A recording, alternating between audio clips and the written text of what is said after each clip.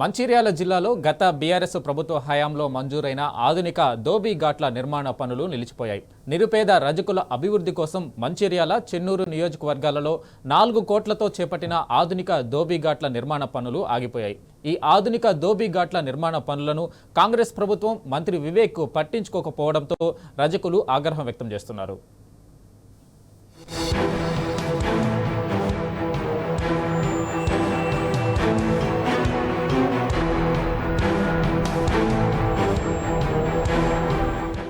మంచిర్యాల జిల్లాలోని నిరుపేద రజక కుటుంబాల ప్రజల కష్టాలు తీర్చాలని గత బీఆర్ఎస్ ప్రభుత్వం ఆధునిక హంగులతో చేపట్టిన దోబీ ఘాట్ల నిర్మాణ పనులు అర్ధాంతరంగా నిలిచిపోయాయి. ఆధునిక దోబీ ఘాట్ల నిర్మాణంతో తమ కష్టాలు తీరుతాయని ఆశించిన రజక కుటుంబాలకు నిరాశే మిగిలింది.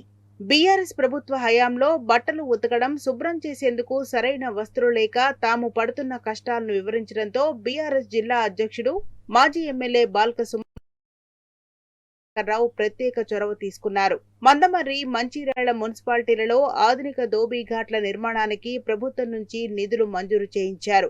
Telangana urban financial infrastructure development corporation కింద 2023 మార్చి నెలలో నాటి బీఆర్ఎస్ ప్రభుత్వం 4 కోట్ల రూపాయల నిధులను చెన్నూరు, మంచిర్యాల నియోజకవర్గాలకు మంజూరు చేసింది. గత ప్రభుత్వంలో ఈ మోడర్న్ దోబీ ఘాట్లని కేసీఆర్ ఉన్నప్పుడు దీన్ని ప్రారంభించిన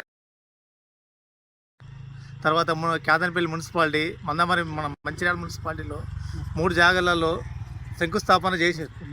నస్పూర్లో మరియు ఈ 4 జాగాలలో చేసింది. ఈ జిల్లాలోనే 4 జాగాలలో మోడర్న్ దోబీ ఘాట్లు శంకుస్థాపన చేసి పిల్లర్ల వరకు లేపి, తర్వాత ఇంకోటి ఏంటంటే కేదనపల్లి మున్సిపాలిటీలో ఇంతవరకు దానికి ఊసలేదు.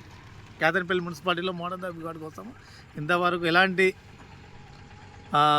స్పందించలేదు. మన మంచిర్యాల జిల్లాలో ప్రస్తుతానికి శంకుస్థాపన చేసినాయి 2 మోడ్రన్ దోబీ ఘాట్లు. ఒకటి మంచిర్యాల రాజీవ్ నగర్లో ఒకటి ప్రారంభించారు. ఇక్కడ ఊరు మందమరి ప్లేస్లో ఒకటి దీన్ని శంకుస్థాపన. ఇక్కడ ఏంటంటే పిల్లల వరకు లేపి అలాగే ఉండిపోయినాయి. ఇక్కడ ఇప్పటి వరకు ఎలాంటి పనులు కూడా మళ్ళీ ప్రారంభించడం లేకపోతున్నాం.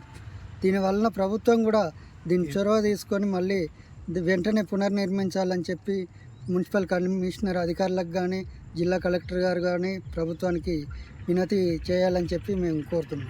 మందమర్రి మున్సిపాలిటీ పరిధిలోని ఊరు మందమర్రి ఊరచెరువు సమీపంలో మంచిర్యాల మున్సిపాలిటీ పరిధిలోని రాజీవ్ నగర్ లో నిర్మాణ పనులు చేపట్టారు. గదుల బేస్మెంట్ నిర్మించడంతో పాటు బోర్ను సైతం ఏర్పాటు చేశారు.